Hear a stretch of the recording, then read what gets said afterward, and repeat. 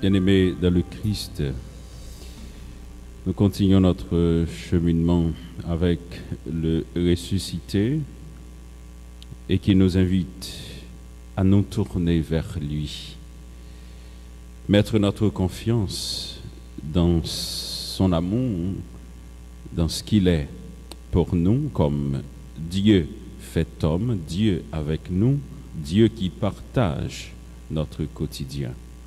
Mais comme il vient de nous le dire dans l'Évangile, il doit partir, il doit nous laisser, il doit prendre le chemin où nous devons nous aussi prendre avec lui.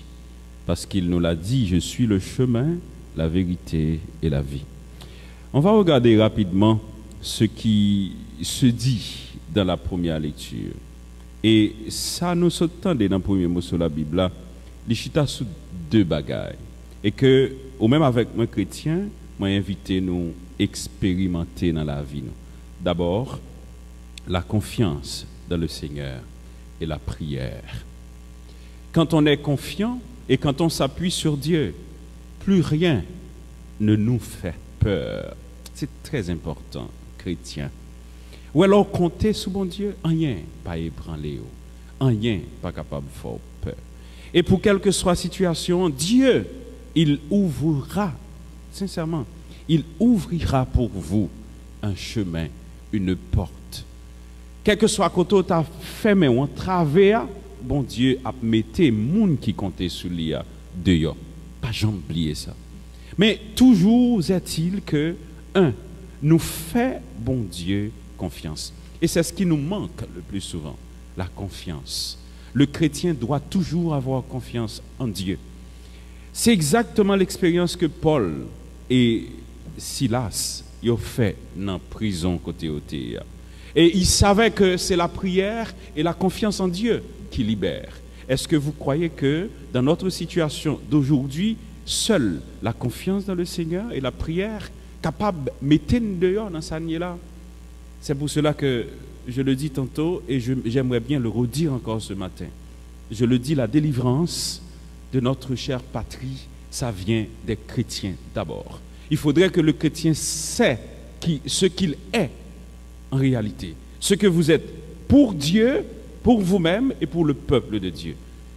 Tant que Jésus dit, on n'allume pas une lampe pour prendre, pour mettre l'en table. Quand même, dites ce que vous êtes. Faites voir ce que vous êtes, mes frères, mes sœurs. C'est ce que le Seigneur attend de vous. Et c'est ce que le pays a besoin aussi. Parfois, on se tue pour rien. Autrement dit, on a peur d'affronter le mal, alors que le chrétien est invité à vivre au quotidien dans la souffrance pour apporter la victoire. Écoute, moi, dis chaque jour, je m'a répété, le chrétien, tant que vous vivez dans confiance dans mon Dieu, vous ne devez pas avoir la vie facile. À chaque fois que vous souffrez, c'est pour la cause de l'évangile, pour la délivrance du peuple de Dieu, pour la délivrance de la race humaine. Dieu vous comblera de tout bien. Et récompense, c'est la justice de Dieu. Tant que Jésus dit dans l'évangile, c'est le jugement dernier. Alors, en pile monde qui a pensé que justice, bon Dieu, jugement dernier, c'est aller en enfer. Mais non, quand même. Qu'est-ce qu'on raconte? Le jugement dernier n'a rien à voir avec aller en enfer. Mais c'est faire ce que Dieu nous demande de faire et aller vivre ce qui nous est réservé.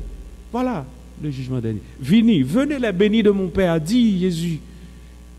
Vine jeune moi, nous t'es grand goût, nous bon manger, nous t'es malade, nous t'es visité, nous t'es en prison, nous t'es vine ouais. Voilà le jugement dernier. Voilà la justice de Dieu. Voilà ce que le Seigneur attend de vous. Voilà pourquoi Jésus nous dit ce matin, l'Esprit qui viendra sur vous, il vous libérera de tout.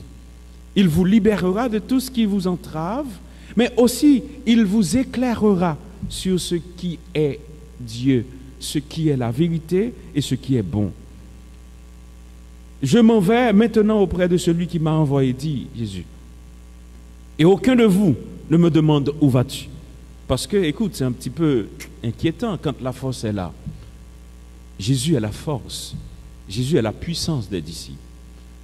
Les disciples s'appuyaient sur lui parce qu'il est le maître. Il est tout.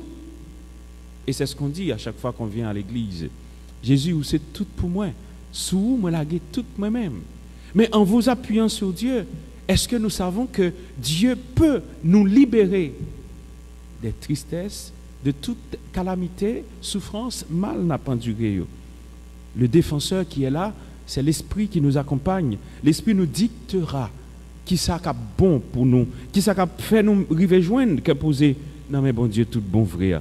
Quand il viendra, il établira la culpabilité du monde, dit Jésus. Établir en matière de jugement, de péché d'abord, de justice, ensuite de jugement. De péché, parce que personne ne monde va croire.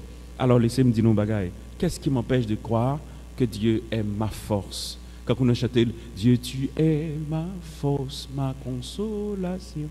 Qu'est-ce qui nous empêche de croire cela?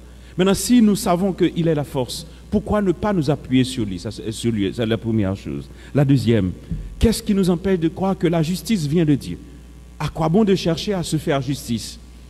Bah pour quelle raison que nous-mêmes, nous avons tête justice et nous vivons dans une société qui a cherché à rendre justice. Nous ne pouvons jamais arriver à tête de justice à la manière de Dieu. Alors laissez tout entre les mains de Dieu. C'est peut-être ça fait quand vous vous retrouvez dans une situation difficile, ne vous inquiétez pas. Dieu, il est votre défenseur. Ensuite, il nous dit que en matière de jugement, le jugement dernier, c'est avoir la paix et la consolation. Alors travaillons pour mériter la paix du Christ, la paix que le Seigneur nous donne dans son Fils. Que la Vierge Marie, secours des chrétiens, qu'elle accompagne nous dans les marches ça n'a faire. Qu'elle aide nous arriver joindre, nous sommes capables de dire le bon sens de notre foi pour que nous travaillions chaque jour pour nous faire bon Dieu plaisir et pour nous arriver joindre la vie qui ne peut jamais finir.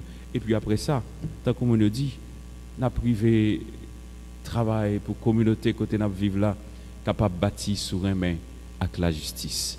Qu'il en soit ainsi pour chacun et chacune de nous, au nom du Père et du Fils et du Saint-Esprit. Amen.